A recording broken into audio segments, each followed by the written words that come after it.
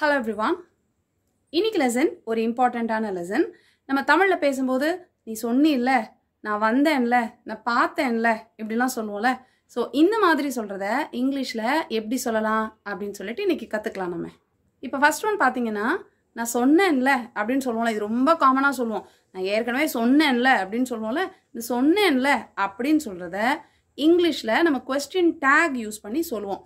So இப்போ அது எப்படி சொல்கிறோம் அப்படின்னா, ஃபஸ்ட்டு வந்து நான் சொன்னேன் அப்படிங்கிறத மட்டும் நம்ம வந்து இங்கிலீஷில் நம்ம அப்படியே டிரான்ஸ்லேட் பண்ணிக்கிறோம். நான் உன்கிட்ட சொன்னேன் அப்படின்னு சொல்கிறதுக்கு என்ன சொல்லுவோம்? இப்போ நான் ஐ சொன்னேன், டோல்டு பாஸ்ட் டென்ஸில் சொல்கிறோம். ஐ டோல்டு. யார்கிட்ட சொன்னேன்? உன்கிட்ட சொன்னேன். So I told you. So நான் உன்கிட்ட சொன்னேன் அப்படிங்கிறத நம்ம ஃபஸ்ட்டு நம்ம ஃப்ரேம் பண்ணிடணும். அதுக்கப்புறம் தான் நம்ம வந்து சொல்கிற மாதிரி சொன்னேன்ல அப்படின்னு சொல்லுவோம். அந்த இல்லையா, அதாவது இப்போ நம்ம தமிழில் இதை வந்து நம்ம கரெக்டான சுத்த தமிழில் சொல்கிறோம் அப்படின்னா, நம்ம கலோக்கியில் பேசும்போது சொன்னேன்ல அப்படின்னு சொல்கிறோம்.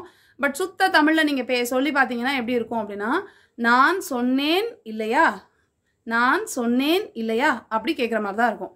அதனால ஃபஸ்ட்டு நம்ம வந்து நான் சொன்னேன், நான் உன்னிடம் சொன்னேன், ஐ டோல்ட் யூ அப்படின்னு போட்டுறோம். இல்லையா அப்படின்னு நம்ம கேட்குறோமா? அப்போ இந்த இல்லையா அப்படின்னு கேட்குறதுக்கு எப்படி இங்கே சொல்லணும் அப்படின்னா, இங்கே வந்து நம்ம பாசிட்டிவில் தான் நம்ம கேட்குறோம். அதாவது ஐ டோல்ட் யூ அப்படின்றது மாதிரி தான் நம்ம சொல்லியிருக்கோம். நான் சொன்னேன் அப்படின்றத சொல்லியிருக்கோம். உன்னிடம் சொன்னேன், ஐ டோல்ட் யூ. இல்லையா அப்படின்னு கேட்குறோம். இல்லையான நெகட்டிவ் தானே சொல்கிறோம். ஸோ இல்லையா அப்படின்னு கேட்குறதுனால இது இப்போ வேர்ப் வந்து எப்படி இருக்குது அப்படின்னு பார்க்கணும். இங்கே வேர்ப் வந்து பாஸ்ட் டென்ஸில் இருக்குது. அப்போ என்ன பண்ணணும்னா டிட் யூஸ் பண்ணணும். இல்லையா அப்படின்னு சொல்கிறோமா, இல்லைன்றது வருதா, அதனால டிட் நாட் அப்படின்னு சொல்லிடணும். அதுக்கப்புறம் நான் சொன்னேன்ல அப்படி நம்மளை தானே சொல்கிறோம். அதனால டிட் நாட் அப்படின்னு சொல்லிட்டு அதுக்கப்புறம் அதில் நான்றதை தான் நமக்கு ஃபஸ்ட்டு யாரை சொல்கிறோமோ, நான் யார் இந்த விஷயத்த சொல்கிறாங்களோ அவங்க தான் ஐ, நான் தான் சொல்லியிருக்கேன். அப்போ ஐயை தூக்கி பின்னாடி போட்டுடணும். அப்போ இந்த டிட் நாட் ஐ அப்படிங்கிறதான் வரும். ஸோ அந்த டிட் நாட் ஐ அப்படின்றத சுருக்கி டிண்ட் ஐ அப்படின்னு சொல்லலாம். So I told you didn't I அப்படின்னா நான் சொன்னேன்ல அப்படின்னு அர்த்தம். அதாவது நான் சொன்னேன் இல்லையா அப்படின்னு சுத்த தமிழில் சொல்கிற மாதிரி. அதே இது கலோக்கியலில் சொல்லும்போது நான் சொன்னேன்ல, ஐ டோல்ட் யூ டிண்ட் ஐ அப்படின்னு சொல்லிடலாம். இப்போ நெக்ஸ்ட் ஒன்று பார்க்கலாம். இப்போ இதை செகண்ட் எக்ஸாம்பிள் பார்த்தீங்கன்னா, நீ என்கிட்ட கேட்டில அப்படின்னு நம்ம சொல்லுவோம். நீ கேட்டில, நேற்று கேட்டில அப்படின்னு சொல்லுவோம். இதை பற்றி என்கிட்ட கேட்டில இப்படிலாம் நம்ம சொல்லுவோம்ல. ஸோ கேட்டில, கேட்டாய் இல்லையா அப்படின்னு சொல்கிறது சுத்த தமிழில். அப்போ இதை எப்படி சொல்லணும்? ஃபஸ்ட்டு நீ கேட்டாய் அப்படின்றத நம்ம சொல்லணும். நீ என்னிடம் கேட்டாய், நீ. ஸோ யூ அப்படின்னு போடுறோம். அதுக்கப்புறம் எப்போவுமே வேர்ப் போடுவோமா? ஸோ அப்போ கேட்டாய் அப்படின்றது அப்போ பாஸ்ட் டென்ஸில் என்னது? ஆஸ்க். பாஸ்ட் டென்ஸில் சொல்லும்போது ஆஸ்ட், இடி சேர்க்குறோம். So you asked. என்னிடம் கேட்டாய், அப்போ என்னிடம்ன்றதுனால மீ. யூ ஆஸ்ட் மீ இல்லையா அப்படின்னு கேட்குறதுக்காக இங்கேயும் ரொம்ப சிம்பிளாக இதே மாதிரி டிட் நாட் அப்படின்னு நம்ம போட்டுறோம்.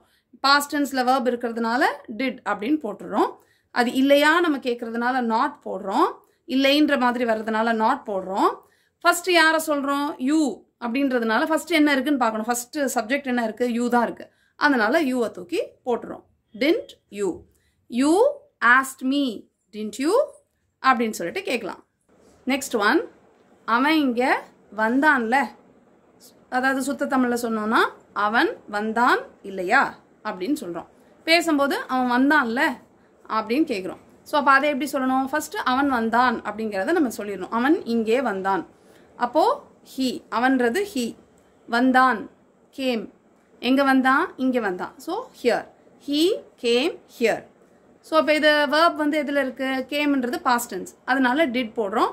டிட் நாட் அப்படின்னு போடுறோம். இல்லையான்னு கேட்குறதுனால டிட் நாட் போடுறோம்.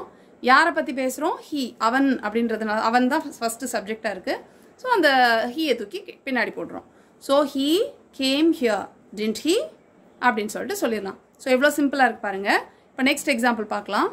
நெக்ஸ்ட் எக்ஸாம்பிள், நீ அங்கே போனேல்ல, நீ அங்கே போனேல்ல அப்படின்னு கேட்போம்ல. இப்போ நேற்று நீ அங்கே போனேல்ல அப்படின்னு கேட்போம்ல.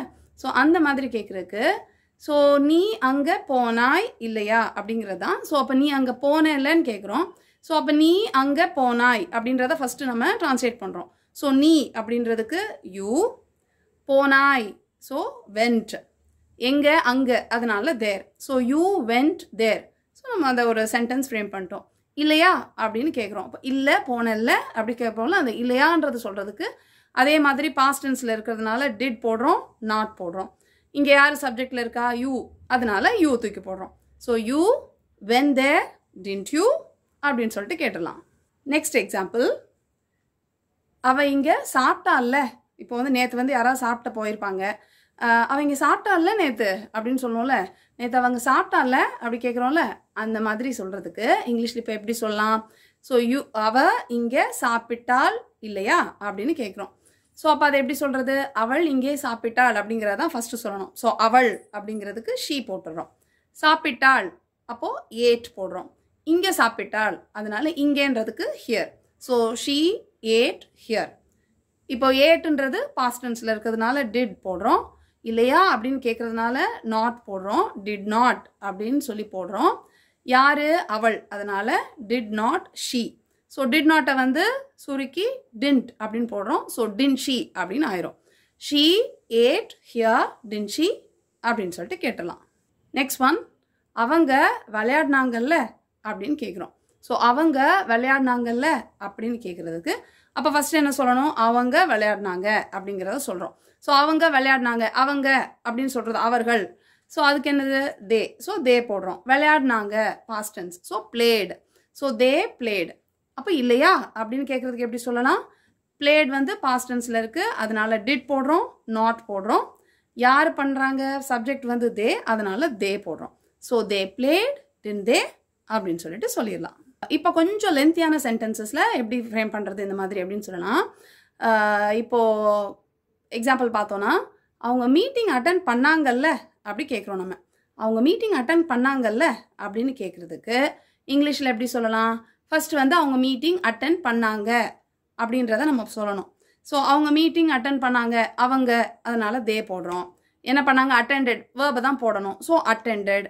எதை அட்டன் பண்ணாங்க? மீட்டிங்கை. So they attended the meeting. இப்போ மறுபடியும் இல்லையா அப்படின்னு கேட்குறதுக்கு என்ன பண்ணுறோம்? அட்டெண்டன்றது பாஸ்ட் டென்ஸில் இருக்கிறதுனால இங்கே டிட் போடுறோம், நாட் போடுறோம். சப்ஜெக்ட் என்ன இருக்குது? தே இருக்குது. So they attended the meeting, didn't they அப்படின்னு சொல்லிட்டு கேட்டலாம். நெக்ஸ்ட் எக்ஸாம்பிள், இந்த கேள்வி நம்ம ரொம்ப அடிக்கடி யூஸ் பண்ணுவோம். யாரை பார்த்தனாலும் நீ அந்த படம் பார்த்துருக்கல்ல அப்படின்னு சொல்கிறோம். ஒரு படத்தை பற்றி நம்ம பேசும்போது நீ அந்த படம் பார்த்துருக்கல்ல அப்படின்னு கேட்போம்ல. ஸோ அந்த படம் பார்த்துருக்கல்ல அப்படின்னு கேட்குறதுக்கு எப்படி இங்கிலீஷில் சொல்லலாம்? ஃபர்ஸ்ட் வந்து நீ அந்த படம் பார்த்துருக்குற இல்லையா அப்படின்னு தான் இது வந்து கரெக்டான சுத்த தமிழில் வந்து அப்படி சொல்லுவோம். அப்போ நம்ம என்ன சொல்கிறோம்? நீ அந்த படம் பார்த்துருக்குற அப்படிங்கிறத நம்ம ஃபஸ்ட்டு சொல்லணும். ஸோ அப்போ வந்து நீ வந்து நீன்னு சொல்கிறோமா, அப்போ நீன்றதுக்கு யூ. என்ன பண்ணியிருக்கிறோம்? அடுத்து ஏதாவது அவங்க என்ன ஆக்ஷன் என்னது? பார்க்குறது. So washed. So you washed. என்னது? படம். அந்த படம்னு சொல்கிறோம். ஸோ அப்போ அதுக்கு என்ன சொல்லலாம்? You washed that movie. You washed that movie. அப்போ இப்படி இப்போ இதோடைய அர்த்தம் என்ன வருது? நீ அந்த படம் பார்த்த. யூ நீ வாஷ்ட் தேட் மூவி. நீ அந்த படம் பார்த்த அப்படின்னு ஆயிடுச்சு. இப்போ இந்த இல்லையான்றது தான் நம்ம சேர்க்கணும். அப்போ அதை சேர்க்கறதுக்கு வாஷ்ட் அப்படிங்கிறது பாஸ்ட் டென்ஸ், அதனால டிட் போடுறோம். இல்லையான்ற மாதிரி இந்த கொஸ்டின் டேக்குக்கு எப்பவும் இந்த ஸ்டேட்மெண்ட் பாஸ்ட் அதாவது பாசிட்டிவாக இருக்குது அப்படின்னா டேக் வந்து நெகட்டிவாக, இதை வந்து கொஸ்டின் டேக் நம்ம சொல்லுவோம். ஸோ இது வந்து நெகட்டிவில் இருக்கணும். அதனால டிட் நாட்னு போடுவோம். டிட் நாட் போட்டுட்டு யார்? நீ அந்த படம் பார்த்துருக்கல்ல அப்படின்னு தானே சொல்கிறோம். அதனால நீ தான் அங்கே இருக்குது. ஸோ அந்த யூவை தூக்கி அங்கே போட்டுரும். So you wash that movie, didn't you அப்படின்னு சொல்லிட்டு கேட்கலாம். நெக்ஸ்ட் ஒன், அவங்க ஒரு சின்ன அப்பார்ட்மெண்ட்டில் இருந்தாங்கல்ல அப்படின்னு சொல்லுவோம். இப்போ இதுக்கு முன்னாடி அவங்க ஒரு சின்ன அப்பார்ட்மெண்ட்டில் இருந்தாங்கல்ல அப்படின்னு நம்ம கேட்போம்ல, ரொம்ப காமனாக கேட்போம். ஒரு பெரிய வீட்டுக்கு வந்துட்டாங்கன்னா நீங்கள் இதுக்கு முன்னாடி ஒரு சின்ன வீட்டில் இருந்தாங்கல்ல அப்படின்னு கேட்பாங்க. ஸோ அப்போ அந்த சின்ன வீட்டில் இருந்தாங்கல்ல அப்படின்னு நம்ம கேட்குறதுக்கு இப்போ இங்கிலீஷில் எப்படி சொல்லலாம்? அவங்க. ஸோ அவங்கன்னு சொல்கிறதுக்கு தே அப்படின்னு சொல்கிறோம். ஸோ இருந்தாங்க, தங்கியிருந்தாங்க, வாழ்ந்தாங்க அப்படின்லாம் சொல்கிறதுக்கு நம்ம லிவ்னு சொல்லுவோம். அதோட past tense lived. So they lived. எங்கே இருந்தாங்க? ஒரு சின்ன அப்பார்ட்மெண்ட்டில். அதனால they lived in a small apartment. இப்போ இதில் என்ன அர்த்தம்? அவங்க சின்ன அப்பார்ட்மெண்ட்டில் இருந்தாங்கன்னு அர்த்தம். ஆனால் நான் இருந்தாங்கல்ல அப்படின்னு நம்ம சொல்கிறோம். அப்போ இந்த இருந்தாங்கல்ல இந்த இல்லையான்றதை நம்ம இப்போ ஆட் பண்ண போகிறோம். So they lived in a small apartment. இல்லையா இருந்தாங்கல்ல அந்த இல்லையா அப்படின்னு கேட்குறதுக்கு என்ன சொல்கிறோம்?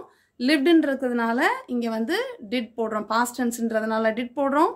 டேக் இங்கே பாசிட்டிவ் ஸ்டேட்மெண்ட்டாக இருக்கிறதுனால இங்கே நாட்டுன்னு சேர்த்துக்கிறோம். அவங்கள பற்றி பேசுகிறோம். தே தான் சப்ஜெக்ட் இங்கே. அந்த சப்ஜெக்டை தூக்கி அங்கே போடுறோம். அதனால தே ஆயிரும். So they lived in a small apartment didn't they அப்படின்னு சொல்லிட்டு கேட்கலாம்.